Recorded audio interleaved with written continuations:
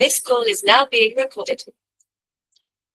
Alright, ठीक है. I'll start the screen share. So in the last class, if you remember, we have done something in the neurons. Neuron के context में हमने बात यहाँ पे सीखी थी, देखी थी.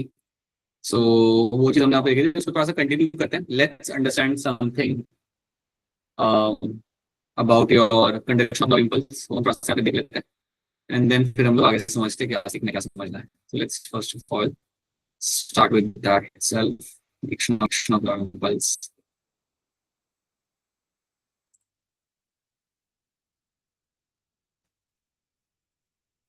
ठीक है. तो पिछले क्लास के अंदर we have discuss about the neurons. We know what are my neurons are going to B.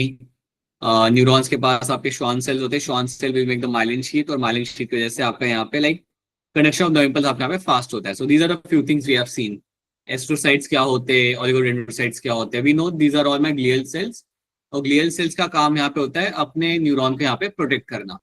So glial cells are the one which are known to protect the neuron, going to conserve the neuron. That is what they are known for. That is what they will be known for. Right? So you will have a cerebrospinal fluid which will be seen surrounding the brain, formed by the ependymal cells. ये हमने यहाँ पे देख लिया था. Then these are some of the features you can have a look at from your side. देखो यहाँ पे आपकी कुछ चीजें मेंशन की हुई है, जैसे कि आपका cell body. You know what is a cyton? Cyton will have the micelle granules. The cell granules are known for protein synthesis. Micelle granule basically आपके यहाँ पे एक टाइप के ER होते हैं. They are one kind of ER and they are known for my protein synthesis. तो ये हम यहाँ पे देख चुके हैं. There is something you are familiar with this. Okay. So ये सब आप यहाँ पे जानते हो. We also know that your neurons do not have centrioles because ये लोग आपके यहाँ पे divide नहीं करेंगे. So they won't be having a centrioles. तो ये सब हमने यहाँ पे देख लिया था. This is something we have seen. And these are the things you can read from your side as well. इसको आप अपने end से भी एक बार आप इसे आप बाद में देख सकते हो. So एक्सॉन के अंदर जो आपका अंदर का स्पेस होता है ना, whatever the space you have in the centre of the axon, you call it axoplasm.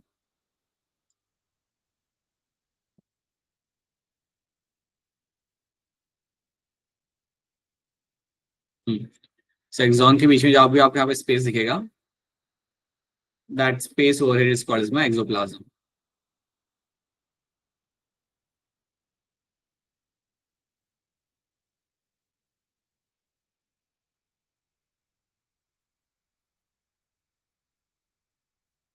Technically आपको क्या क्या मिलता है, और जो आपकी जो मेमोरी यहाँ पे होती है, that's my axolemma.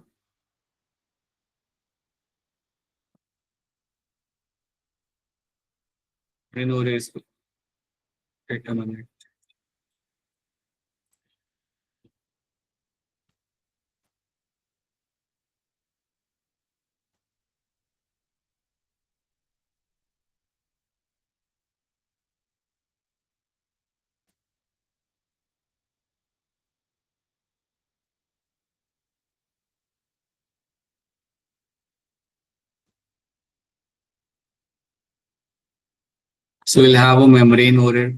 There's something wrong with the device.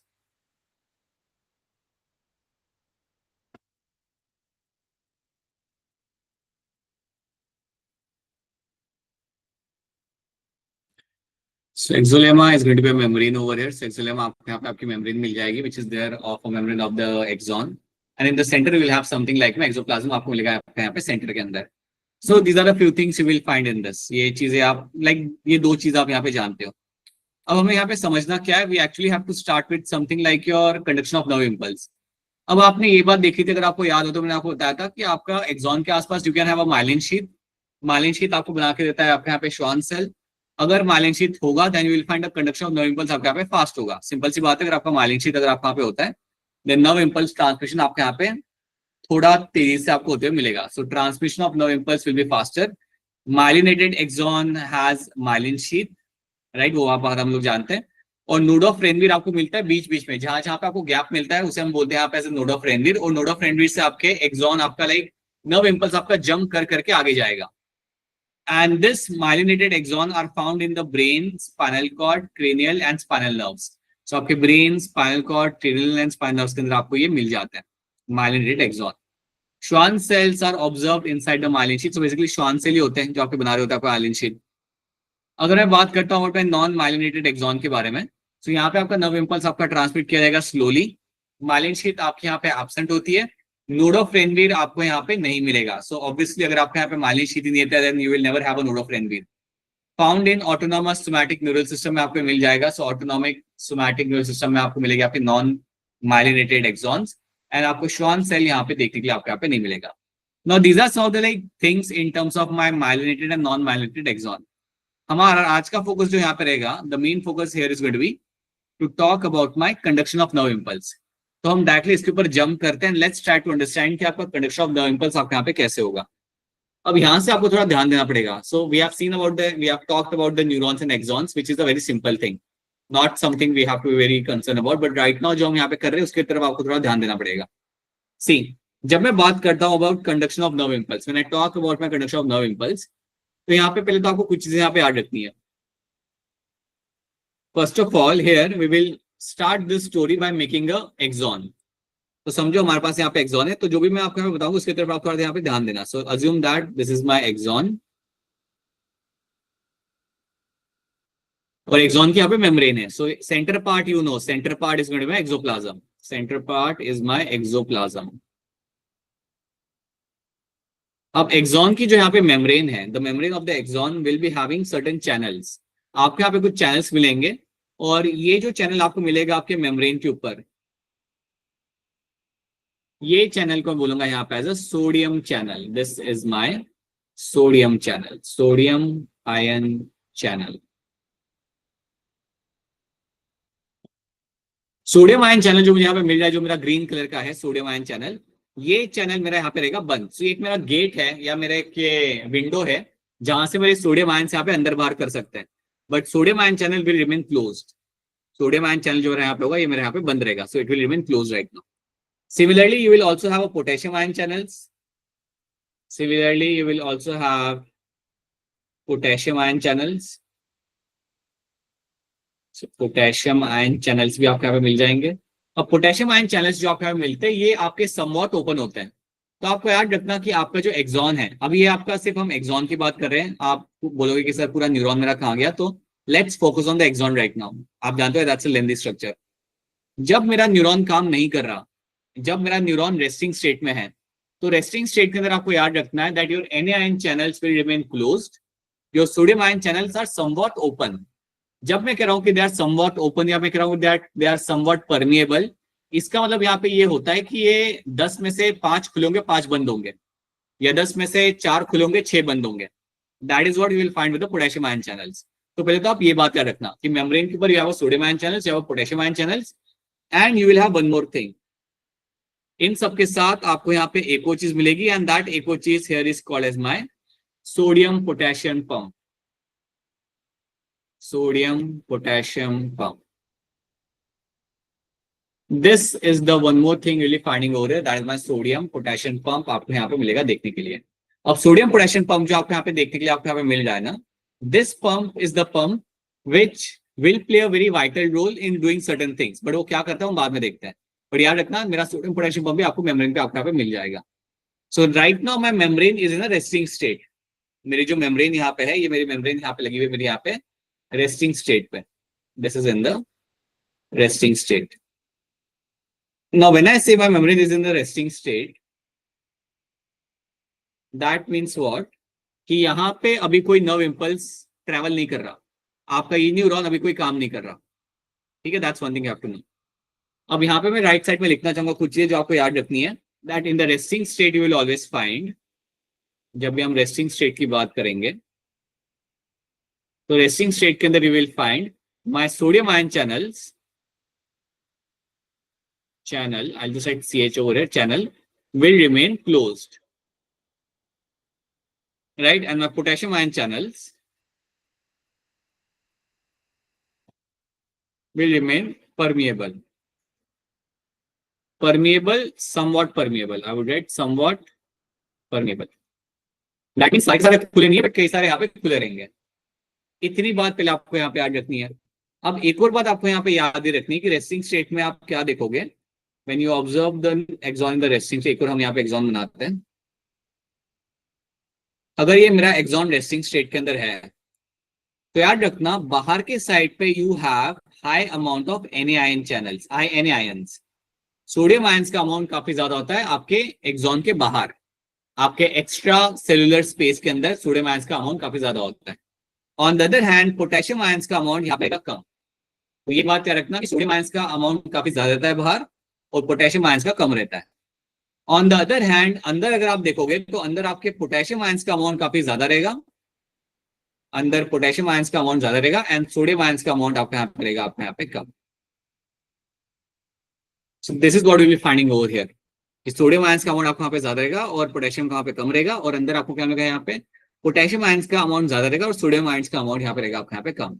This is your resting condition.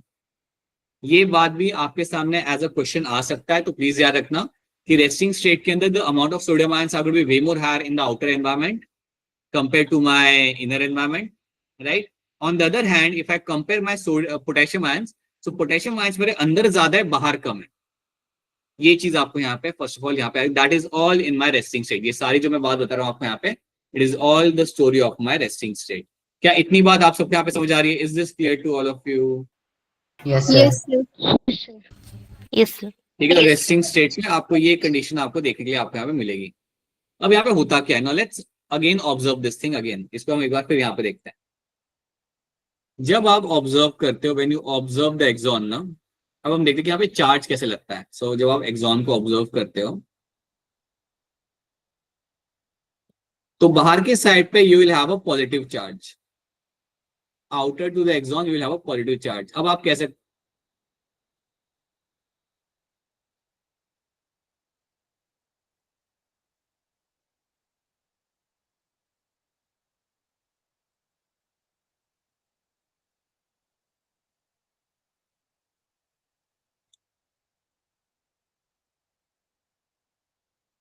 अब आप कह सकते हो कि बाहर साइड पे पॉजिटिव चार्ज तो मैं सेंस करती है बात, because you have a more amount of sodium ions in the outer environment.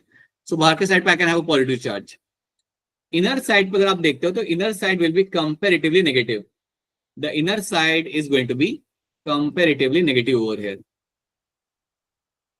अंदर की साइड जो आपको यहाँ पे मिलती है ना, तो अंदर की साइड आपको जो मिलेगी आपके यहाँ पे that will be comparatively negative आपको यहाँ पे मिल जाती है। अब जब मैं कह रहा हूँ कि आपके अंदर की साइड आपके यहाँ पे कंपैरेटिवली नेगेटिव आपके यहाँ पे है, तो इसका मतलब आपके यहाँ पे क्या होता है? Let's try to understand this thing. आपका आर्गुमेंट ये होना चाहिए कि सर अंदर तो आपके थे ना पोटेशियम आयंस, तो अंदर भी तो आना चाहिए आपका पॉजिटिव चार्ज यहाँ पे, right?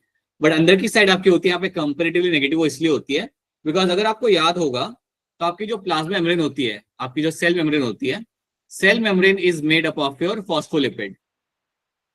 Cell membrane is made up of your phospholipid plus protein. अब ये जो आपको प्रोटीन लगे हुए आपको मिलते हैं ना सेल मेम्ब्रेन के अंदर, इन प्रोटीन के अंदर लगे होते हैं कई सारे नेगेटिवली चार्ज अमाइनो एसिड। इन प्रोटीन के अंदर लगे होते हैं कई सारे आपके यहाँ पे नेगेटिवली चार्ज्ड अमाइनो एसिड।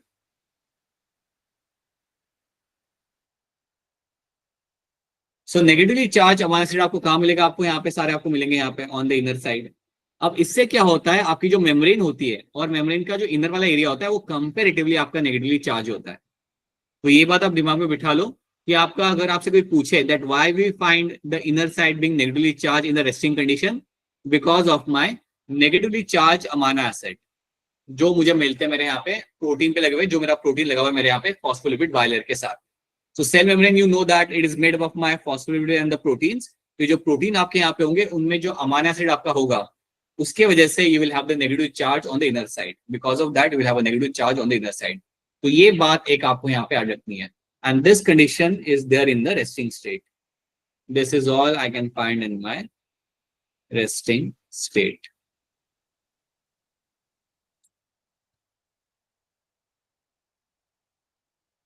ठीक है, तो ये हमने यहाँ पे देख लिया। Now the next thing you have to understand here is कि तुम्हारा रेस्टिंग स्टेट है। I know I have a outside positive charge, inner side will have a negative charge. अब यहाँ पे होता क्या है? Now you have to understand that how my axon is going to behave. जैसे उसे उसका यहाँ पे नर्व इंपल्स मिलेगा, जैसे मेरे एक्सॉन को उसका नर्व इंपल्स यहाँ पे मिलता है, तो यहाँ पे उसका बिहेवियर कैसे चेंज होता है। सो अज्यूम करते हैं कि यहाँ पे एक स्टिमुलस जनरेट हुआ। अज्यूम करते हैं कि आपका एक स्टिमुलस यहाँ पे आपको मिला। स्टिमुलस मिला मतलब आपने किसी चीज को आगे छुआ, आपने कोई गर्म चीज को जाके हाथ लगाया जिसके ऊपर आपको हाथ नहीं लगाना चाहिए था। सो you have received the stimulus, you have received the stimulus.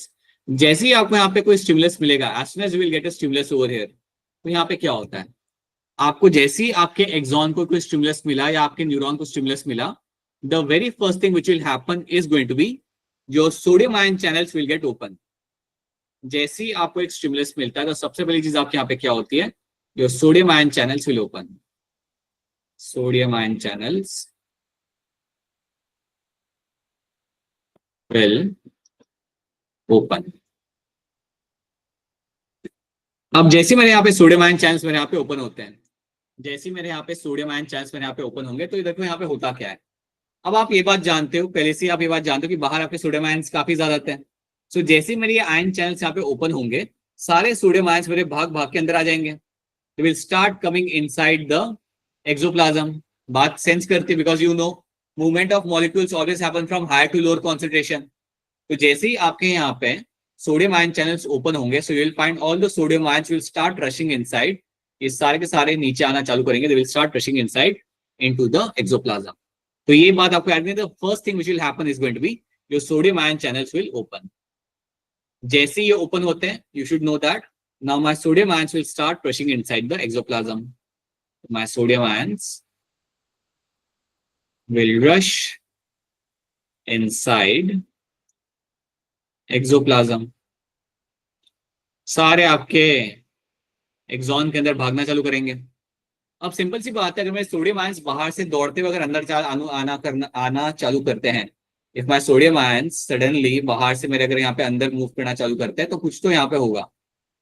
और क्या होगा यहाँ पे, सडनली आपका यहाँ पे चार्ज चेंज हो जाएगा। So inner side, because my sodium ions are rushing inside, क्योंकि मेरे यहाँ पे सोडियम आयंस बाहर से अंदर रश कर रहे हैं। सो इसको हम पता है यहाँ पे क्या बोलते हैं, we call it as a influx of sodium ions. We call it as a influx of sodium ions. influx of sodium ions। अब जैसे मेरे यहाँ पे सोडियम आयंस यहाँ पे अंदर आना चालू करते हैं, so what will happen because of that, अंदर का चार्ज मेरा यहाँ पे हो जाएगा पॉजिटिव। अंदर का चार्ज मेरा नेगेटिव था, suddenly because of the influx of sodium ions it will become positive. और जो बाहर का आपका जो यहाँ पे चार्ज होगा, वो आपका यहाँ पे हो जाएगा कंपेरेटिवली नेगेटिव। बाहर का चार्ज आपका यहाँ पे हो जाता है कंपेरेटिवली नेगेटिव। अब सवाल यहाँ पे ये आता है कि मेरा बाहर का चार्ज कंपेरेटिवली नेगेटिव यहाँ पे हो क्यों रहा है, why it is been happening. तो इसका रीजन यहाँ पे ये होता है कि बाहर के साइड में, एक्सॉन के बाहर, you can find presence of some chlorine ion channels, chlorine molecules, chlorine ions, you can see that, you can see HCO3। आपको बाहर आपका HCO3 आपको मिल जाएगा, आपको यहाँ पे क्लोरीन आयन आपको मिल जाएंगे। So because of that I will find आपका जो आउटर एटमॉस्फेयर है जो आपके यहाँ पे होता है, या आउटर रीजन आपका जो होता है, वो यहाँ पे हो जाता है कंपेरेटिवली नेगेटिवली चार्ज। तो यहाँ पे हुआ क्या, आई कैन वेरी क्लियरली से कि पूरा मेरा यहाँ पे जो आपका पोटेंशियल था जो आउटर साइड पे था, वो आपका बिल्कुल चेंज हो चुका है यहाँ पे। सो आपको याद रखना है दैट इनिशियली जब हमने स्टार्ट किया था, we were in the resting state. जब हमने हमारी यहाँ पे कहानी स्टार्ट की थी, when we started with our story over here, we were in the resting condition. और अब कंडीशन आपके यहाँ पे चेंज हो चुकी है। तो इसको मैं यहाँ पे किस तरीके से याद रखते हैं, so let's write it down over here कि initially you are having the resting condition,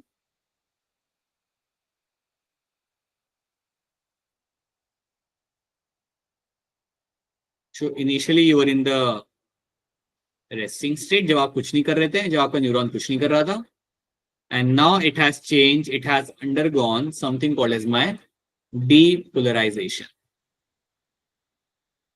it has undergone depolarization. जब आपको दिख रहा है कि आपको पूरा वो फ्लिप हो चुका है, आपका बाहर नेगेटिव होना चाहिए था, आपका बाहर पॉजिटिव होना चाहिए था, आपका नेगेटिव हो चुका है और अंदर का हो चुका है आपका पॉजिटिव, तो आप कहोगे कि आपके यहाँ पे डीपोलराइजेशन आपके यहाँ पे हो चुका है। जब आपका डीपोलराइजेशन आपके यहाँ पे हो जाता है ना, दैट मीन्स आपने एक्शन पोटेंशियल यहाँ पे जनरेट कर लिया है। Once you can see the depolarization has taken place, then you can say the action potential has been generated. Your action potential is generated. ये चीज आपको याद रखनी है कि मेरे यहाँ पे एक एक्शन पोटेंशियल मेरे यहाँ पे जनरेट हो चुका है। You should no this thing very carefully. So resting state से you will find you have undergone depolarization, and that depolarization is something जब ये आपका जब ये होता है, then आप बोलोगे आपका यहाँ पे कि आपका एक्शन पोटेंशियल यहाँ पे जनरेट हो चुका है। Action potential is nothing but my nerve impulse. मेरा नर्व इंपल्स यहाँ पे मेरा जनरेट हो चुका है, यू कैन से दैट। अब आपको यहाँ पे एक और चीज याद रखनी है कि जब आपका रेस्टिंग कंडीशन होता है ना, तब आपके एक्सोप्लाज्म के अंदर आपका जो चार्ज होगा वो आपका यहाँ पे रहेगा -70 millivolt. This will be the charge in the axoplasm resting state में. और जैसे ही आपका यहाँ पे डीपोलराइजेशन आपका यहाँ पे हो गया, सो अंदर का चार्ज आपका आ जाएगा +30 मिलीवोल्ट, +30 मिलीवोल्ट. तो -70 millivolt will be the charge on the axoplasm.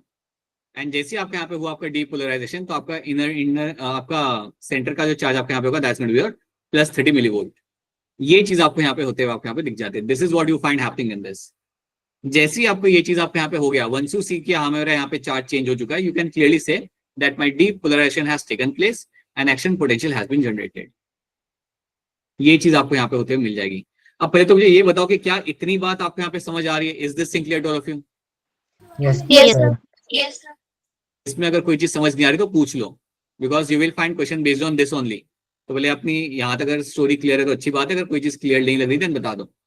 तो अभी तक हमने यहाँ पे क्या देखा, वी हैव सीन कि हमारे सोडियम आयन चैनल तो बंद रहते हैं. पोटेशियम आयन चैनल आपके होते हैं सेमी परमिएबल या समवॉट परमिएबल, तो वहां से तो आपका मूवमेंट होता रहेगा. सो आई कैन क्लियरली से दैट कि पोटेशियम आयन तो हमेशा आपके यहाँ पे अंदर से थोड़े थोड़े बाहर निकलते होंगे. सवाल यहाँ पे ये आता है कि मेरा सोडियम पोटेशियम पंप यहाँ पे क्या करता है. Will try to see that. अब इसको समझने के पहले आप एक और बार यहाँ पे देखो. सी नाउ लेट्स अंडरस्टैंड कि आपका यहाँ पे हो चुका है आपका डीपोलराइजेशन. अज्यूम कर लो कि आपका यहाँ पे हो चुका है depolarization. So that means your inner side has become my positively charged. ये आपके यहाँ पे हो चुकी है. और जो आउटर साइड आपकी यहाँ पे that has become my negatively charge. तो ये तो आपका यहाँ पे हो चुका है. You have undergone the depolarization. अब सवाल यहाँ पे ये आता है कि you have to bring that into a resting state. मतलब आपका डीपोलराइजेशन तो यहाँ पे हो चुका है ना, लेकिन आपको इसको वापस नॉर्मल भी करना है. So you have done the depolarization, but you have to bring back into resting condition. आपको वापस तो नॉर्मल इसको करना पड़ेगा. ये ऐसा नहीं रख सकते आप ज्यादा लंबे टाइम के लिए. तो इसको वापस लाने के लिए आपकी यहाँ पे एक मदद करेगा आपका सोडियम पोटेशियम पंप. अगर आप चाहते हो कि बाहर वापस से नॉर्मल आ जाए पॉजिटिव चार्ज और अंदर आपका हो जाए नेगेटिव चार्ज, तो उसके लिए आपकी यहाँ पे हेल्प करेगा आपका सोडियम पोटेशियम पंप यहाँ पे. तो अब आपको यहाँ पे याद रखना है कि मेरा पंप करता क्या है. इस पंप का यहाँ पे काम होता है, ये 3 Na+ आयंस को बाहर फेंकेगा. It will throw out 3 Na+ ions. ये 3 Na+ आयंस को यहाँ पे निकाल के बाहर फेंकेगा. It will throw out 3 Na+ ions, right.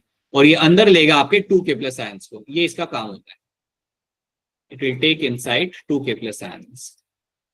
This is the role of my sodium potassium pump, जिसको हम ऐसे लिखते हैं सोडियम पोटेशियम पंप. तो मेरा सोडियम पोटेशियम पंप जो मेरा यहाँ पे होगा, ये अपना काम करना चालू करेगा. That means it will start throwing outside 3 Na+ ions and it will start taking inside 2K+ ions. और आप ये बात जानते हो, ये बात जब होगी तो उससे आपका you are trying to bring everything in a resting condition. क्योंकि सारे अंदर आ चुके ना आपके सोडियम आयंस, उनको आपको बाहर भी तो निकालना है. उनको आपको बाहर भी निकालना है. उनको बाहर निकालने के लिए मेरे यहाँ पे सोडियम पोटेशियम पंप अपना काम करना चालू कर देगा. ये काम करता ही रहता है वैसे, right. Now let's understand in a matter of a second और less than a second.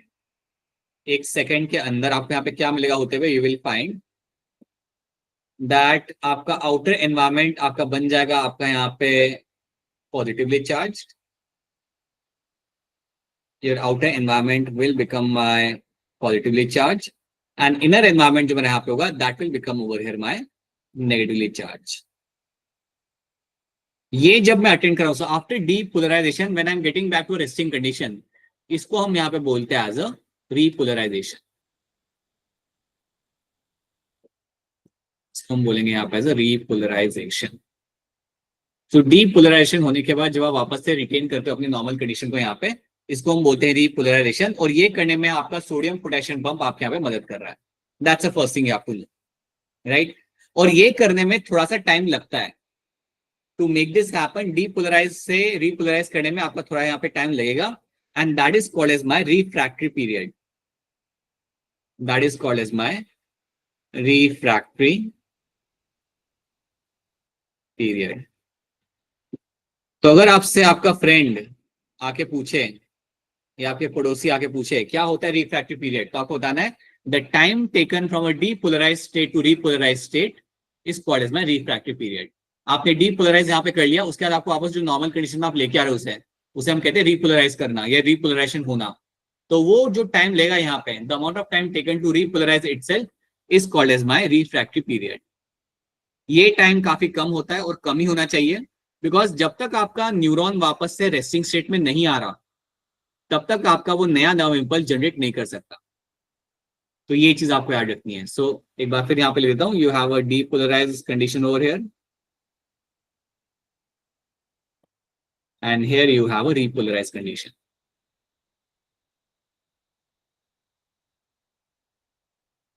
So ये चीज आपको यहाँ पे रखनी है. This is one thing you have to know. So you have a depolarized and you have a repolarized condition which you'll be finding in this.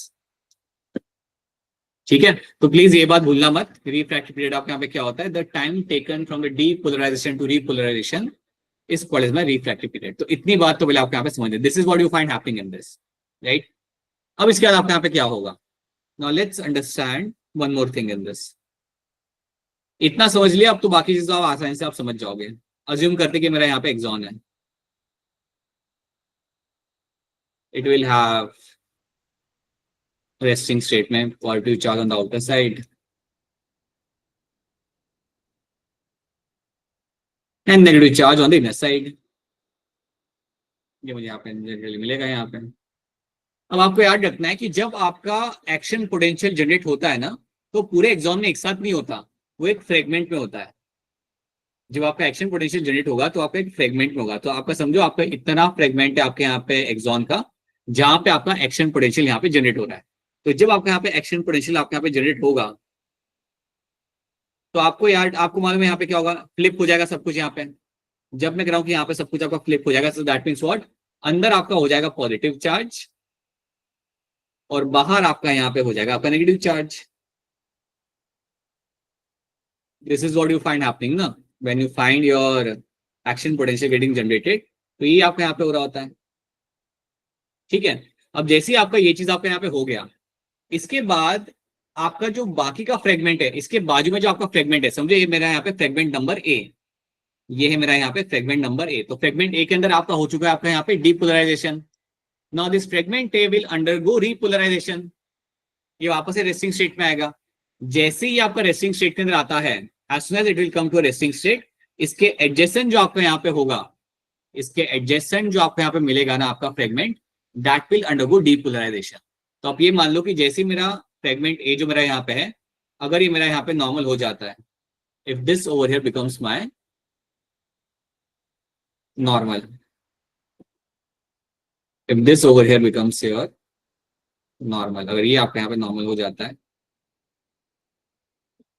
Repolarise हो जाता है, तो उसी दौरान आपको क्या मिलेगा? दैट आपका जो एडजेसेंट फ्रेगमेंट आपका यहाँ पे होगा, दैट विल अंडरगो डीपोलराइजेशन. ये आपका फ्लिप हो जाएगा. This will flip completely and now you have a depolarized condition will be seen on the adjacent side. तो मेरा पे जो फ्रेगमेंट दूसरा है जिसको बोलूंगा as a fragment B. So now this is the depolarized condition. और ऐसे ही करते हुए आपका नर्व इंपल्स आगे बढ़ेगा. यहां से यहाँ पे गया, यहां से अभी जाएगा आपके अगले फ्रेगमेंट के अंदर. सो सेम चीज होगी, ये अपने आप को करेगा repolarize. This will come back to normal condition. जैसे ये नॉर्मल कंडीशन में आया, आपके बाजू में जो आपका फ्रेगमेंट यहाँ पे होगा, that will undergo depolarization. और इस तरीके से you will be finding आपका नर्व इंपल्स आगे बढ़ता जाएगा और ऐसे ही बढ़ते बढ़ते हुए आपका नर्व इंपल्स आपका पहुंचेगा आपके एक्सॉन एंडिंग तक. आप जानते हो एक्सॉन से आपका नर्व इंपल्स ट्रैवल करते करते हुए एंड में जाएगा आपके एक्सॉन एंडिंग तक, और इसी तरीके से वो ट्रैवल करते हुए आपका यहाँ पे जाएगा. सो आपके fragment by fragment you will find the depolarization and repolarization will keep on happening, and that is how the nerve impulse will keep on traveling forward.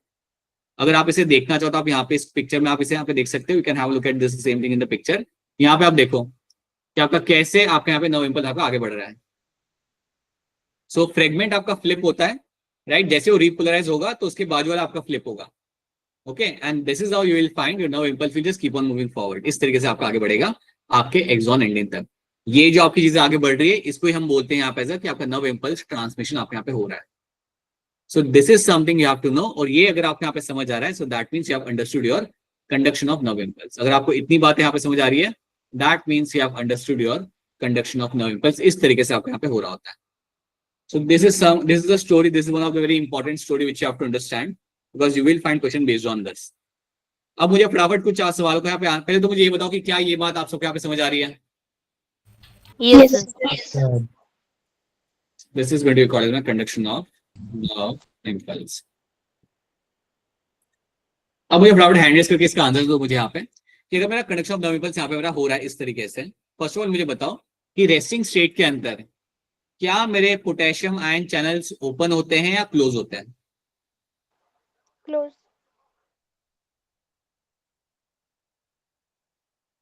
बताइए पूजा, क्या होगा? क्लोज होगा, ओपन होगा? Sir, closed. Cannot see. Okay. Now I can see. Right. So the potassium ion channels will be somewhat open. Potassium ion channel जो आपके बेटा होंगे वो आपके समवॉट ओपन होंगे. मैंने आपको पहले बताया ना कि आपके पूरे बंद नहीं होते, सारे बंद नहीं होते potassium ion channel. They are going to be somewhat open. That means 10 में से 4 खुले होंगे, 5 खुले होंगे. तो यहां से आपका पोटेशियम आयन तो आपका बाहर निकलता रहता है, थोड़ा थोड़ा करके निकलता रहता है. जो आपके कंप्लीटली बंद रहेंगे ना, that will be my sodium ion channel. जो आपके बिल्कुल बंद रहते हैं, दे will be my sodium ion channels. ठीक है. अब आप ऐसे ही अनम्यूट करके मुझे आंसर देना, सब लोग हैंड मत रेज करना. मुझे बताओ कि चलो आपने यहाँ पे रेस्टिंग स्टेट हमने यहाँ पे देख लिया. मुझे बताओ कि आपका रेस्टिंग स्टेट में इनर साइड पे नेगेटिव चार्ज आपका क्यों होता है? सर क्योंकि सेल मेम्ब्रेन में फॉस्फोलिपिड और कुछ प्रोटीन होते हैं. राइट. और जो प्रोटीन आपको वहां पे जो मिलते हैं, प्रोटीन है negatively charge amino acid. Negatively charged amino acid. Right, बिल्कुल सही. Protein will have a negative charge amino acid और उसके वजह से वो आपको वहां पे आपको चार्ज देगा. Because of that you will find this, that will give you a negative charge on the inner side. So that's what you find in this. ठीक है. मुझे आप ये बताओ, जब आपका स्टिमुलस मिलता है, when you get a stimulus, अब ना उसके लिए आप हैंड रेज करना. When you get a stimulus, stimulus मिलने के बाद सबसे पहला इवेंट आपके यहाँ पे क्या होगा? As soon as axon gets stimulus, सबसे पहला इवेंट आपके यहाँ पे क्या होता है? What is the first event which will be happening after getting the stimulus? बताइए चेतना, what is the first thing which will be happening here? Sodium ion channels open. Right. मेरे सोडियम आयन चैनल्स मेरे यहाँ पे open होंगे और जैसे मेरे sodium ion channel यहाँ मेरे यहाँ पे ओपन कर रहे होते हैं, we'll have an influx of your sodium ions which will be happening over there. अगला जो काफी एक कॉमन सवाल आपको नीट में आता है, what is the role of my sodium potassium pump? क्या कर रहा होता है? What is the role of my sodium potassium pump? फिर ये हैंड रेज इसके लिए. सोडियम पोटेशियम पंप आपका यहाँ पे किस टाइप का रोल आपके यहाँ पे प्ले कर रहा होगा? बस दैट्स इट, इतने लोग. बताइए Muskan Kumari, what was my sodium potassium pump was doing over here? Sir, helps in repolarization. कैसे, क्या कर रहा है आपका ये?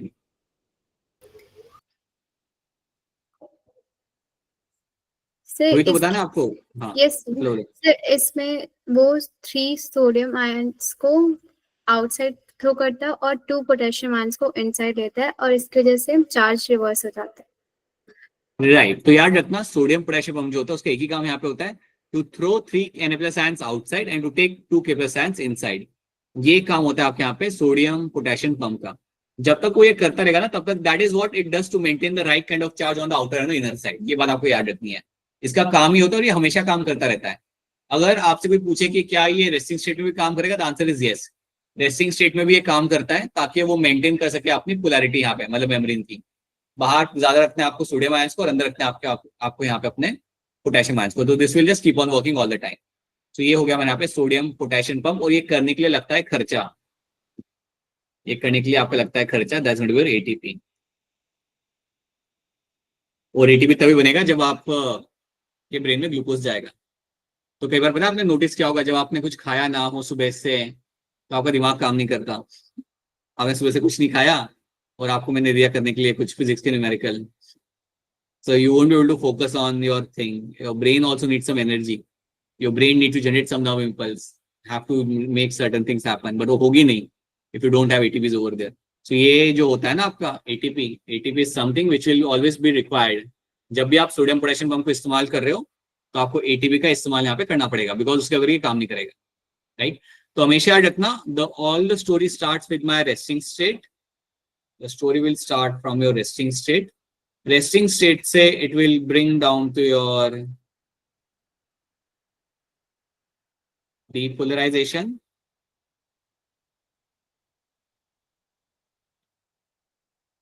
एंड डीपोलराइजेशन से this will be changing to your repolarization.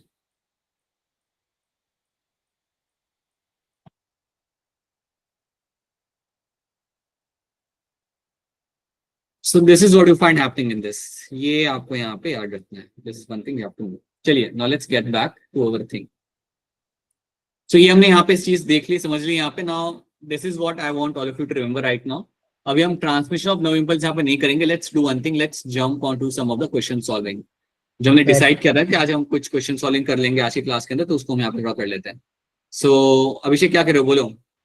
Sir ATP use वाला पार्ट फिर से रिपीट करना सर. एटीपी वाले पार्ट में यहाँ पे ये कह रहा हूँ कि आपका सोडियम पोटेशियम पंप जो काम करता है ना, वो काम तभी करेगा जब एटीपी होगा. तो ये जब आपने सोडियम आयंस को बाहर फेंक रहा है, 3 को बाहर फेंक रहा है, 2 पोटेशियम को ये अंदर ले रहा है, ये करने के लिए आपको एटीपी चाहिए होता है. तो इसलिए हम कहते हैं that neurons required energy, they need glucose, they need ATP formation, क्योंकि एटीपी हमेशा इस्तेमाल किया जाएगा वहां पे भी. सो ये मैं आपको बता रहा हूँ कि ये करने के लिए सोडियम पोटेशियम पंप के फंक्शनिंग के लिए यू नीड एटीपी, तब ये काम करेंगे, नहीं तो ये काम नहीं करेंगे. ये बात आपको रखनी है यहाँ पे याद. ठीक है, चलो. So these are the things, you can have a look at those things later on. अगर आपने इतनी बातें यहाँ पे समझ ली है. अच्छा, कोई मुझे बता दे फटाफट हैंड रेज करके, what is the refractory period. Refractory period आपके यहाँ पे क्या होता है? Okay, 5 people have raised their hand. बताइए Shikha Dubey, what is my refractory period. Sir जो रिपोलराइजेशन करने में टाइम कंज्यूम होता है उसको रिफ्रैक्टरी पीरियड कहते हैं. राइट. सो आपका रिपोलराइज करने में जो आपको टाइम यहाँ पे कंज्यूम हो रहा है from depolarize condition, that's called my refractory period होता है. बिल्कुल सही. ठीक है, चलो. Now let's move on. अब ये तो हमने यहाँ पे, ये these are the things you can read from your side. They are like, or even if you don't read those things, just read the NCERT and start solving the questions. Now let's jump on to कुछ question हम यहाँ पे solve करते हैं. Question number 12, what contribute to the Mendel success. तो हम principle of inheritance के यहाँ पे कुछ क्वेश्चन यहाँ पे सॉल्व कर लेंगे. Let's do that. So what contributed to the Mendel success, इनमें से कौन सी चीजों की वजह से आपका मेंडल का यहाँ पे ही was successful. So read all the 4 statements, read the options and tell me what can be the correct answer over here. Take your time and then raise your hand. What contributed to the Mendel's success?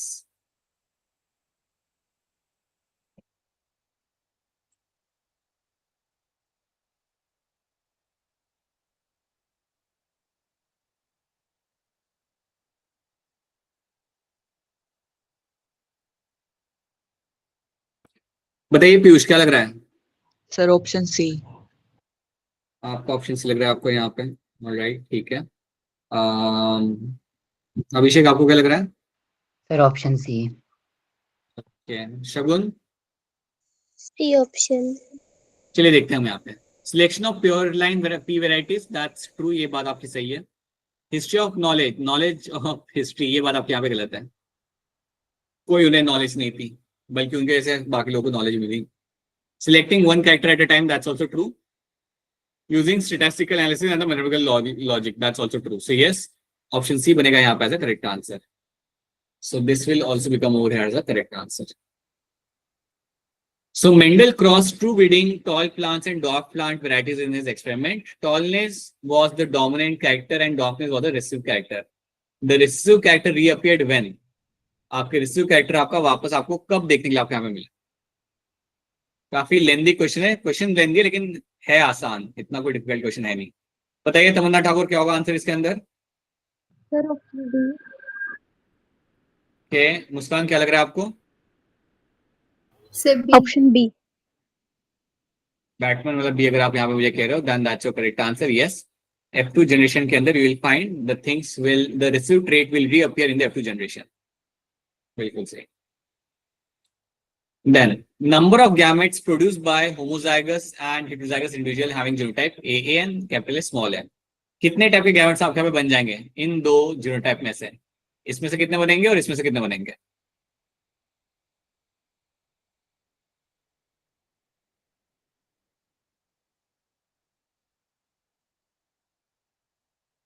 बताइए शगुन, क्या होगा इसके अंदर answer?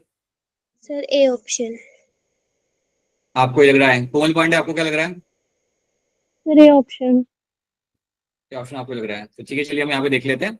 So yes, आपके capital में से आपका सिर्फ एक ही टाइप का गैमेट आपका यहाँ पे बनेगा, that's going to be your single gamete यहाँ पे, और यहाँ से आपके दो गैमेट आपके यहाँ पे बन सकते हैं. You will have A and small a. So yes, you will find option A over here becomes the correct answer in this. 3:1 ratio in F2 generation is explained by, जो आपको ये रेशियो आपको यहाँ पे मिला और जो आपको पता चला कि you have your recessive allele वाला ट्रेट आपका है वहां पे, बट वो आपका मिक्स नहीं हुआ, कभी मिक्स नहीं हुआ, ब्लेंड नहीं हुआ, it was there and it only express itself, जो उसे वहां पे ऑप्शन मिला एक्सप्रेस करने का. तो क्या लग रहा है इसके अंदर से आंसर आपके यहाँ पे? बताइए इशिता, क्या लग रहा है इसका आंसर यहाँ पे आपको? Sir option B. तो आप डोमिनेंस आप कह रहे हो यहाँ पे. चेतना, आपको क्या लग रहा है? बी. आपको भी लग रहा है? अभिषेक? सर मुझे भी लग रहा है. अच्छा, एक बात है, law of purity of gametes क्या होता है?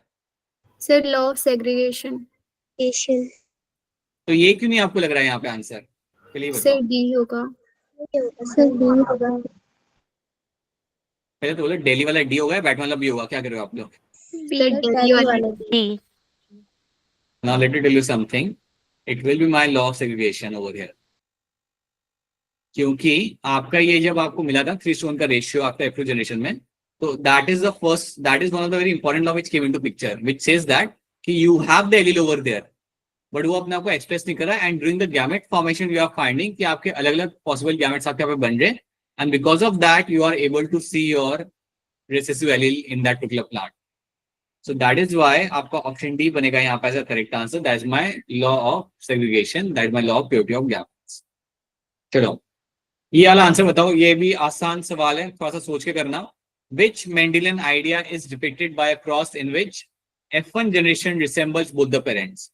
कौन सा ऐसा क्रॉस है जिसके अंदर F1 जनरेशन के अंदर आपको दोनों पेरेंट्स के आपको ट्रेड्स आपको पे मिल जाता है? बताइए कोमल पांडे, क्या होगा इसका answer? Sir D option. Salam Kumari? Sir option D. Muskan? Option D. A नहीं होगा. I tell you why it is not going to be. A में तो आपको अलग ही कलर मिल जाए ना आपको. ए के अंदर you are not finding it. जब समझो व्हाइट और रेड फ्लावर को जब मैं क्रॉस करा रहा हूं, मुझे मिला मेरा पिंक फ्लावर, वो रिसेंबल तो कर नहीं रहा पेरेंट्स के साथ, वो तो एक अलग ही मुझे वहां पे कलर मिल गया, राइट? रिसेंबल अगर कर रहा है दोनों पेरेंट्स को, then that is going to be my codominance. Codominance में आपको यहाँ पे क्या मिलेगा? जैसे आपने देखा था रोन कोड के अंदर. सो रोन कोड में आपको क्या मिल रहा है? That you are having a red colour as well and you have white colour as well. दोनों आपको कलर आपको मिल रहे होते हैं. और आई कैन से जब हम बात करते हैं यहाँ पे ए बी ब्लड ग्रुप की, right? So that is also when you will find कि ए का भी आपको एलील आपको दिख रहा है, बी का भी आपको यहाँ पे आपको आपका एंटीजन आपको यहाँ पे दिख रहा है. So codominance will be the example जहां पे यू कैन फाइंड दोनों पेरेंट्स के ट्रेट्स आपके यहाँ पे देखने के लिए आपको मिल जाते हैं. So the progeny will have resemblance to the parents, to the both the parents. So yes, you will find codominance बनेगा यहाँ पे करेक्ट आंसर. याद रखना सब लोग, इनकम्प्लीट डोमिनेंस नहीं होगा. इनकम्प्लीट के अंदर तो you get a different kind of coloration because of the blending. So parents के साथ मैच नहीं करता. So codominance is a correct answer in this. Okay, इसका आंसर यहाँ पे क्या होगा? In human blood group inheritance A B C D. बताइए.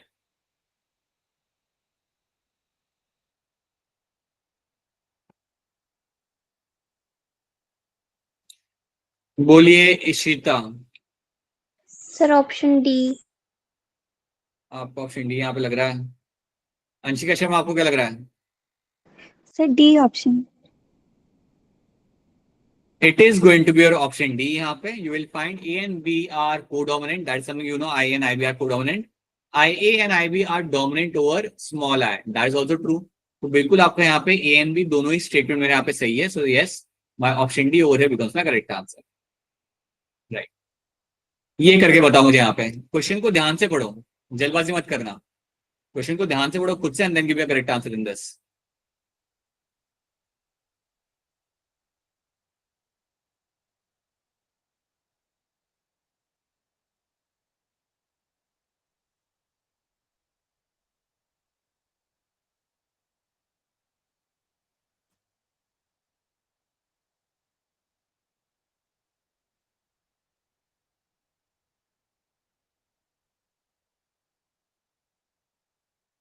बताइए। If a marriage between the male with the blood group A and a female with the blood group B has been done, the progeny had either blood group AB or B. यही दो option है progeny के अंदर यहाँ पे. What could be the possible genotype of the parent? बताइए कोमल पांडे, क्या होगा इसका आंसर? Sir A option. आपको ये लग रहा है? मुस्कान, आपको क्या लग रहा है? ऑप्शन है. Chetna, A option. कोमल शर्मा,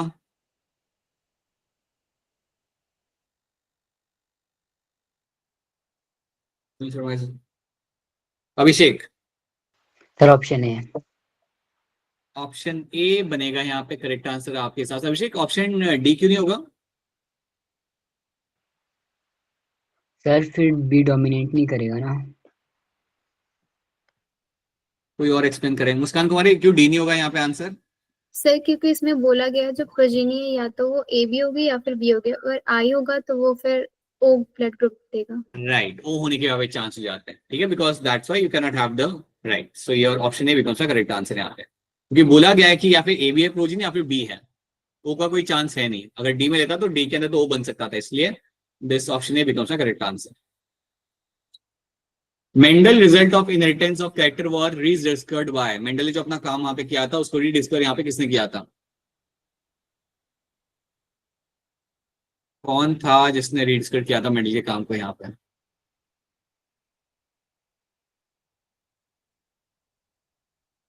बताइए पूजा, कौन था वो? Sir option A. De Vries. Salam Kumari, sir option C. Komal Sharma, sir all of these. All of this is going to be correct answer. तीनों ने मिलकर किया था. तीन साइंटिस्ट थे आपके यहाँ पे, Correns, Tschermak and your de Vries. तीनों ने मिलकर आपके यहाँ पे डिस्कवर किया था आपके यहाँ पे ग्रेगर मेंडल के काम को. So yes, you will find all of this is going to be correct answer in this. ठीक है, चलो. Who propose the chromosomal theory of inheritance? कौन थे जिन्होंने प्रपोज किया था आपका क्रोजल थ्योरी ऑफ इनहेरिटेंस? बताइए इशिता, कौन थे वो? Sir D. शिखा, क्या लग रहा है? Sir option D. डी कहते हो आप, बी के तो समझ नहीं आता. Yes, it is my Sutton and Boveri. Sutton and Boveri were the one who actually propose the chromosomal theory of my inheritance. बिल्कुल सही. ये करके बताओ, ध्यान से करना. Read the question by yourself and give me a correct answer.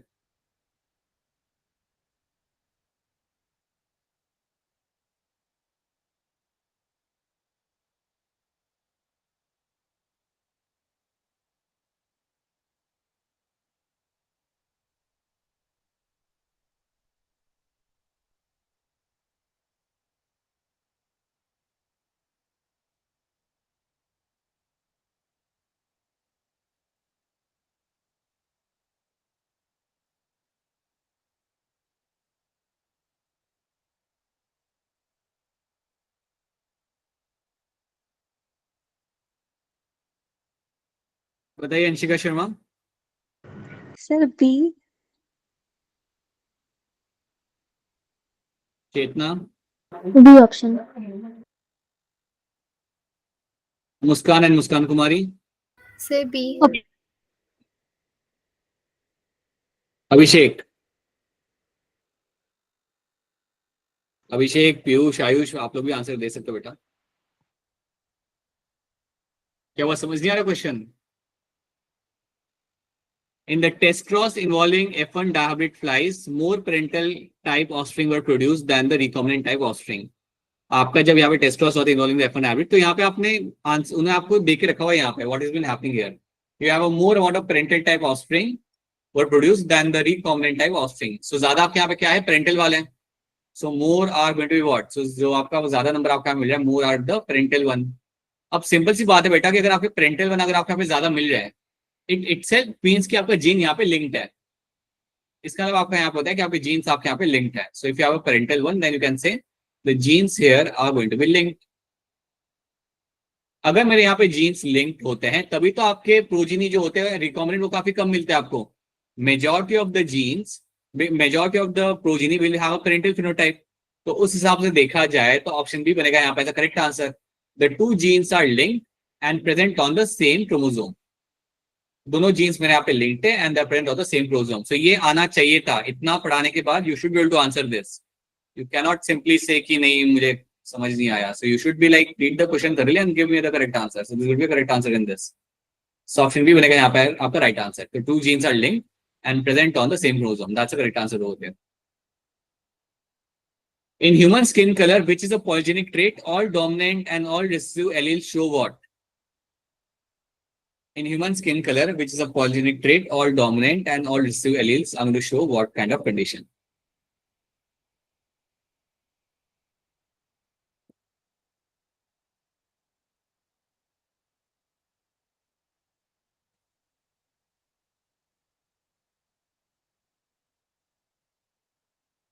बताइए शगुन क्या होगा इसका आंसर? A option. Muskan? Sir B option. Option A. एक मुस्कान ने बोला ऑप्शन है, एक मुस्कान बोला आपके यहाँ पे option B. So you will have your option A becomes the correct answer in this. अगर सारे dominant है, so you'll have a darkest, right? If you have all recessive alleles, then you have a lightest skin color, respectively. So you'll have your capital A, capital A, capital B, capital B, capital C, capital C अगर आपका होता है, तो then you have a darkest color. If you have a small a, small a, small b, small b, small c, small c, then you'll have a lightest color over there. So yes, my option A becomes my correct answer in this. Phenylketonuria in human is going to be what? क्या होता है आपका यहाँ पे PKU? What is your phenylketonuria over here?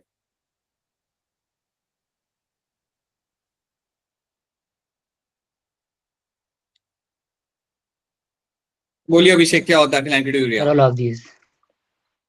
Explain करो क्या होता है PKU में अंदर, इस कंडीशन में होता क्या, बताओ जल्दी।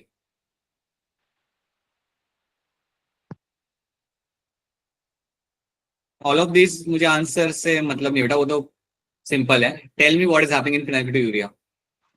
सर फिनाइलकीटोन्यूरिया में sir phenyl alanine sir gene convert नहीं हो पाती सर, क्योंकि इसका एंजाइम बन नहीं पाता phenyl alanine hydroxylase. Right, true, सही है। फिनाइल एलिनिन हाइड्रोक्सिलेज यहाँ पे बन नहीं पाता। अब वो बनेगा नहीं तो उससे क्या होगा? सर मेंटल रिटार्डेशन होगी और स्किन पिगमेंटेशन होगी।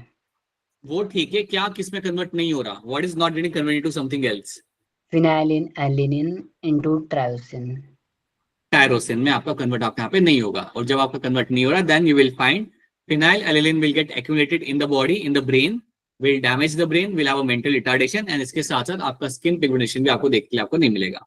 तो आपको पूरी कहानी याद रखनी है। और ये कहानी किस चीज की है? ऑटोसोमल डोमिनेंट, ऑटोसोमल रिसेसिव, क्या है ये condition? Autosomal recessive. Recessive. Autosomal recessive. So phenylketonuria is also going to be a condition of my autosomal recessive. Okay. Frame shift mutation arises due to what? Frame shift mutation आपका यहाँ पे कब हो सकता है? आपका पूरा रीडिंग फ्रेम आपका चेंज हो जाता है, वो कब हो सकता है?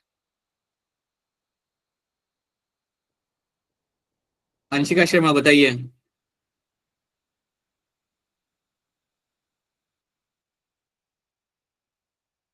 आवाज नहीं आ रही बेटा आपकी। शगुन बताइए तब तक। C option. शिखा दुबे आपको क्या लग रहा है? सर ऑप्शन सी।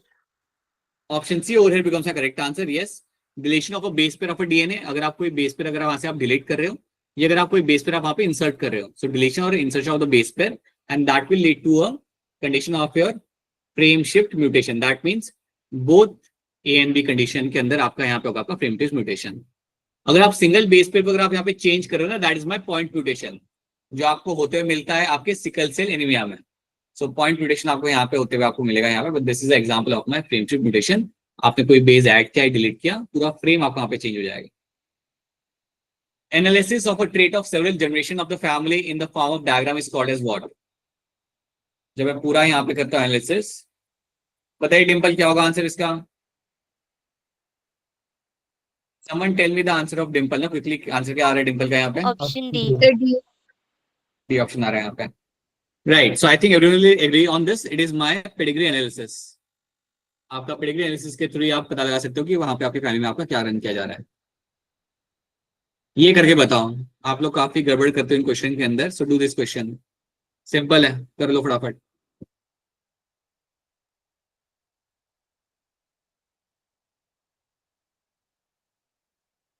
मुस्कान कुमारी का फेवरेट क्वेश्चन, मुस्कान कुमारी का फेवरेट टॉपिक। No sir. बाकी बच्चे चलिए फटाफट से सॉल्व करिए, बताइए क्या होगा इसका आंसर, सही आंसर।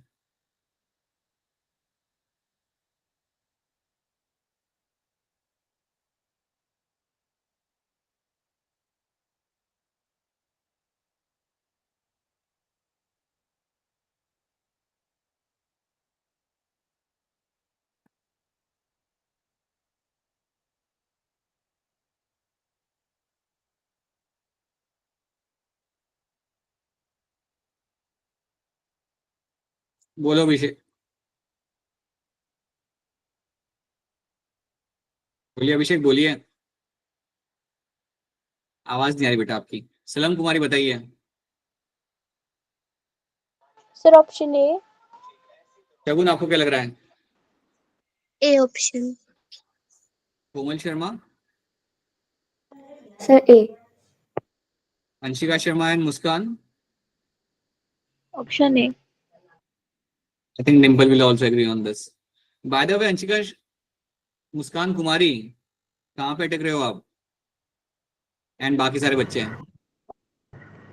सर मेरा तो बी आ रहा है। सारे all sons will be colour blind. चलो हम इसे देखते हैं, करके देखते हैं, यहाँ पे आराम से करके देखते हैं। A normal women whose father was a colour blind. ठीक है, कोई फर्क नहीं पड़ता।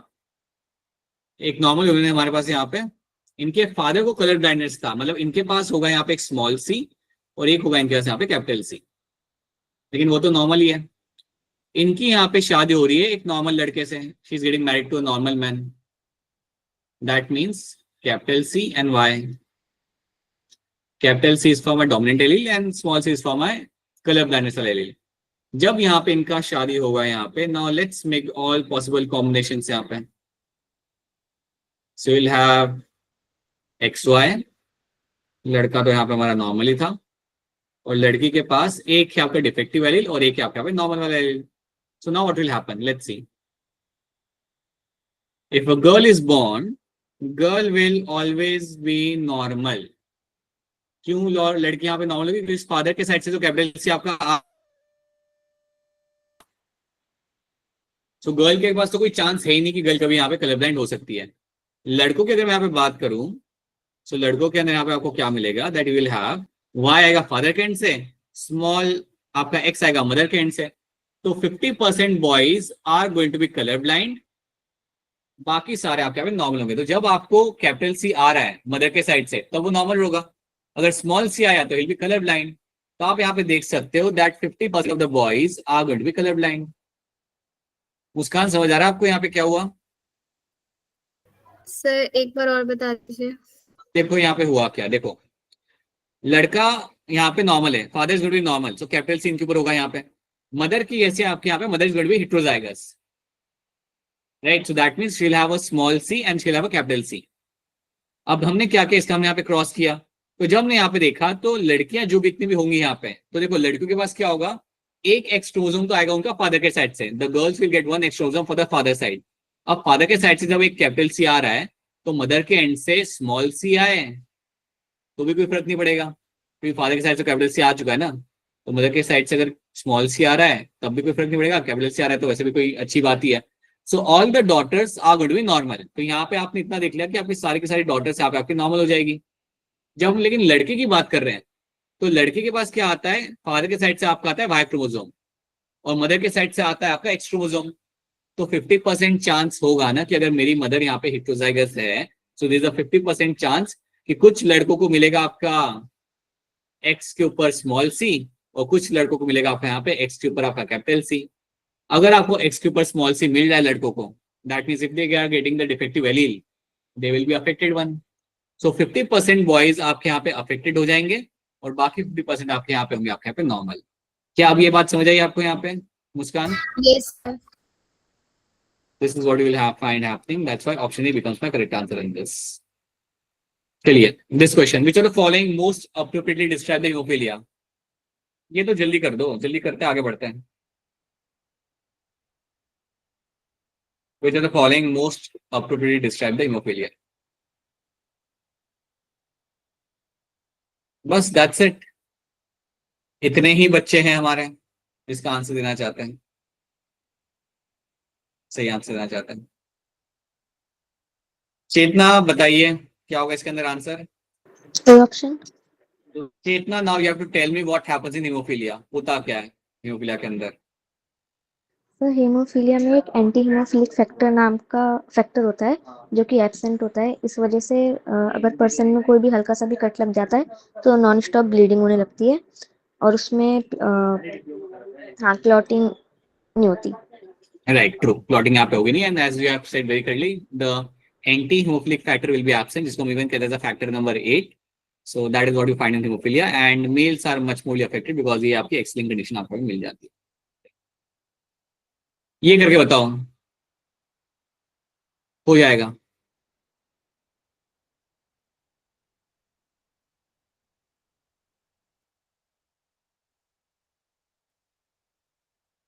A normal vision man whose father was a colorblind marries a woman whose father was also colorblind. They have their first child as a daughter. What are the chances that their child would be colorblind?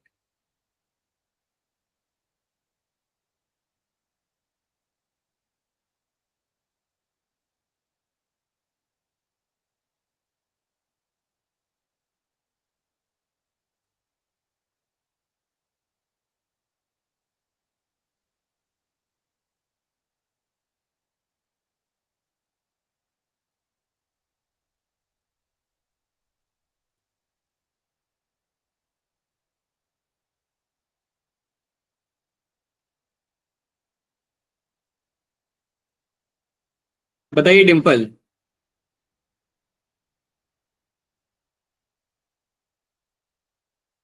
Alright, Komal Sharma बताइए. Sir 0%. अभिषेक. Sir 50%. अभिषेक. किशोर, क्या लग रहा है आपको इसका answer? Sir 0%. Muskan. Option B. Muskan, आपकी आवाज cut गई, वापस बोलना. Sir option B. 0% या 50%? 0. राइट. चेतना, क्या होगा इसका आंसर? सर 0 लग रहा था. सीम्स लाइक चेतना का भी फेवरेट टॉपिक है. अभी तक हमें लग रहा था कि मुस्कान कुमार का ये फेवरेट टॉपिक है, पता चला चेतना का भी है. When you said कि लग रहा है, that gives us the assurance. Okay. मुस्कान कुमारी, हो रहा है ये क्वेश्चन? सर स्टक हो रही हूँ. पता है आपको करना क्या पड़ेगा मुस्कान? आपको है ना, ये सारे सवाल मैं समझ सकता हूँ कि एकदम से सामने आ रहे हैं तो करने में दिक्कत आ रही है. Actually have to spend some time with this question. घर पे आराम से बैठ के 7, 8, 10 क्वेश्चन निकालो ऐसे और करो, सुकून से करो, without looking at a time. Do those questions. एक बार हाथ बैठ गया ना, बस हाथ बैठने की बात है. एक बार हाथ बैठ गया फिर सारे क्वेश्चन ये लग जाएंगे. ठीक है, थोड़ा वो कम टाइम में करने का प्रेशर भी होता है, तो I do understand you get stuck some time, but simple है. देखो भी आप, a normal vision man whose father was a colour blind. तो एक नॉर्मल पर्सन है, उसके फादर को कलर ब्लाइंडनेस था. कोई फर्क नहीं पड़ेगा ना, क्योंकि फादर को कलर ब्लाइंड था और फादर के साइड से सन को आता है Y chromosome. So hardly matters. Father को कलर ब्लाइंड हो, हीमोफीलिया हो, हमें कोई फर्क नहीं पड़ता. उनके सन के तरफ तो कुछ आएगा नहीं वहां से. राइट. तो ये आपका नॉर्मल लड़का है. Right. Marriage a women whose father was also colour blind. इनकी शादी एक ऐसे लड़की के साथ हो रही है जिनके फादर को था कलर ब्लाइंडनेस. तो यहाँ पे तो एक स्मॉल से आपको मिलेगा बिकॉज एक्स क्रोमोसोम तो आएगा ना फादर के साइड से. बट लड़की वैसे नॉर्मल है. लड़की वैसे आपके यहाँ पे नॉर्मल हो जाएगी. अब यहाँ पे हम इसका क्रॉस करा के यहाँ पे देख लेते हैं. Let's see what will be happening in the cross over here. So we will find, let's say you have your XX chromosome, you have capital C, small c, and then you have a capital C and you have a Y chromosome over here. तो जब आप ये cross कराओगे, so you will have your daughter. ये आपकी normal daughter यहाँ पे आ जाएगी बिकॉज दोनों कैपिटल सी आपके यहाँ पे आ रहे हैं. एक और डॉटर हम बना देते हैं यहाँ पे. This daughter will also be normal because कोई दिक्कत है ही नहीं, right. Then if you talk about over here the son की अगर हम बात करते हैं, so what will be happening in this, you will have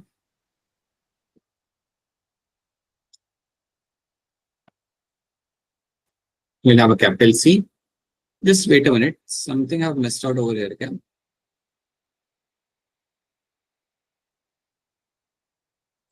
His father was a Colombian and marries a woman whose father was also Colombian. They have their first child as a daughter. Acha, yeah. What are the chances that this? Okay, right, got it. So यहाँ पे daughter का हम यहाँ पे देख लिया, सन का जब हम यहाँ पे देख रहे हैं तो सन के अंदर चांस है आपका यहाँ पे होने का, there is a chance of having the colour blindness son के अंदर. बट पूछा आपसे ये गया that they have a first child as a daughter and what are the chances of this child being colour blind. Daughter तो colour blind हो ही नहीं सकती यहाँ पे, कोई चांस ही नहीं है. क्यों कोई चांस है? क्योंकि फादर यहाँ पे आपके नॉर्मल है. अगर फादर आपके यहाँ पे नॉर्मल है देन आपकी डॉटर कभी भी आपके यहाँ पे कलर ब्लाइंड आपके यहाँ पे हो नहीं सकती. Because of that option B बनेगा यहाँ पे as a correct answer. 0% is a correct answer in this. क्योंकि चांस ही नहीं है. बट आपको क्रॉस करने की भी जरूरत नहीं है. कई बार तो एक टाइम के बाद आपको क्रॉस करने की जरूरत पड़ेगी नहीं. अगर आपके फादर यहाँ पे नॉर्मल है और आपसे पूछा गया है कि डॉटर में कलर ब्लाइंडनेस दिखेगा या नहीं दिखेगा, यू कैन आंखें बंद करके आप कह सकते हो कि नहीं दिखेगा बिकॉज फादर वहां पे नॉर्मल है. फादर का कैपिटल सी आएगा और वो बचा लेगा डॉटर को. So that is why option B जिन्होंने यहाँ पे टिक किया था उनका आंसर यहाँ पे सही है, 0%. राइट. अभिषेक पता चला यहाँ पे क्या हुआ? Yes sir. 4 मार्क गए, 5 मार्क गए, बल्कि गलत कर दिया तो. ये बताओ इसका आंसर यहाँ पे क्या होगा? A woman has an X-linked condition on one of her X chromosome. This chromosome can be inherited by. A woman has X-linked condition on one of her X chromosome. This chromosome can be inherited by.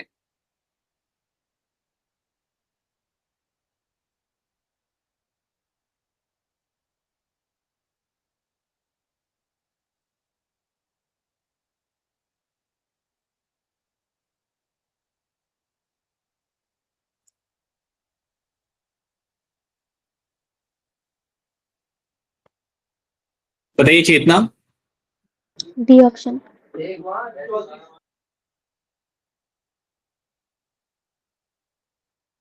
Right. Shagun, D option.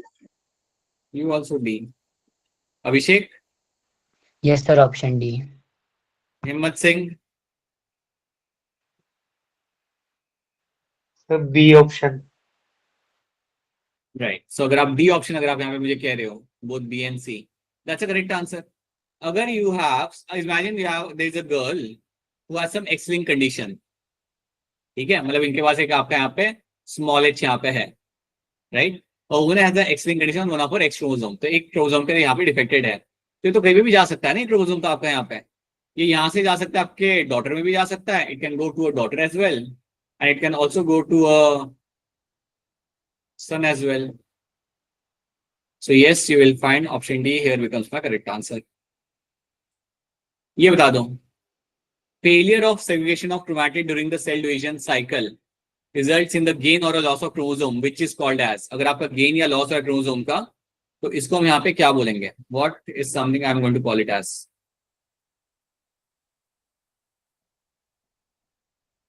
बताइए शगुन कौंडल, क्या कहेंगे हम इसे? Option. Option A आप यहाँ पे कह रहे हो. मुस्कान, जिनका नाम सिर्फ मुस्कान है, क्या होगा इसका आंसर यहाँ पे? सर ऑप्शन ए. एन्यूप्लॉइडी आपका यहाँ पे सही आंसर है. अगर आपका कोई क्रोमोसोम गेन करे, अगर आप लूज कर रहे हो यहाँ पे, then it is going to be aneuploidy over here. That is called as my aneuploidy. True. Read the question carefully and give the correct answer.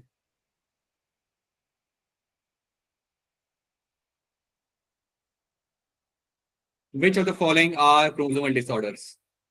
इनमें से कौन से आपके यहाँ पे हो जाएंगे आपके यहाँ पे क्रोमोसोमल डिसऑर्डर्स यहाँ पे?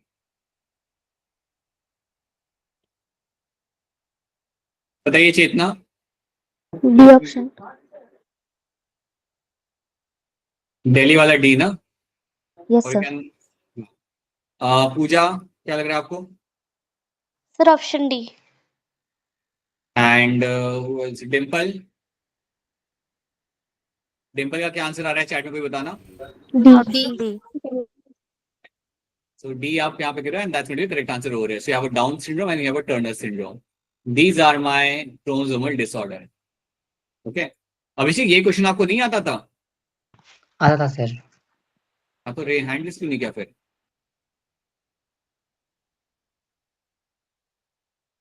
So you will find color blindness, phenylketonuria and thalassemia are not your chromosomal disorders over here. They are basically my genetic disorders. But यहाँ पे आपका डाउन सिंड्रोम में आपका कौन से नंबर का क्रोमोसोम का नंबर यहाँ पे इंक्रीज होगा? 21। 21st will have the trisomy, right? और टर्नर सिंड्रोम के अंदर वन एक्स्ट्रा क्रोमोसोम कम होगा। एब्सेंस नहीं ऑफ होता x one extra chromosome. Chromosome बेटा, डिलीशन होता है। 45 इट इज योर X0 यहाँ पे होता है। You have 45 chromosomes over here. So one of the sex chromosome is going to be absent in this. So you have total 45 chromosome आपको मिलेंगे आपके उसके अंदर. That is something you should be knowing now. Now let's do one thing. ये बाकी के questions you can do them as a homework. We have few questions over here. So लगभग आपके यहाँ पे ज्यादा क्वेश्चन नहीं है, 7-8 क्वेश्चन आपके सामने यहाँ पे. You have to do them as a homework. जितना सोचा था उससे थोड़ा यहाँ पे हमारा सेशन थोड़ा स्लो गया है आज, बट कोई बात नहीं. हम लोग जब कल वापस मिलेंगे तो let's see, we'll try to solve questions only in that case. Let's see how we will run the, I will let you know. रात तक या कल सुबह का बता दो कि कल के सेशन के लिए हम क्या क्या करेंगे. ठीक है. You have to solve more number of these kind of question, people. You have to be very fast and yeah, you have to be very clear with those kind of questions, this kind of question right now. So जो question बाकी के आपके यहाँ पे उन्हें कर लो as a homework यहाँ पे. एंड कल हम लोग जो वापस मिलेंगे so will be solving more number of questions in terms of your upcoming MT के हिसाब से. कोशिश करेंगे कल हम करेंगे मॉलिक्यूलर बेसिस भी हमारा कल कवर करेंगे and will try to solve some questions of evolution as well. So थोड़ा रिवाइज करके आना. Make sure you have some kind of revision in terms of evolution and molecular basis. So इसके हम कल क्वेश्चन सॉल्व कर लेंगे. And then last जो आपका क्लास होगा, लास्ट क्लास के अंदर हम क्वेश्चन सॉल्व करेंगे आपके cell cycle and cell the unit of life वाले चैप्टर के. Will try to do that. That's what we'll try to do. Okay. All right. So this is what we have done. And now, if you have any questions, then you can ask your questions. Baki, I think you have to solve more number of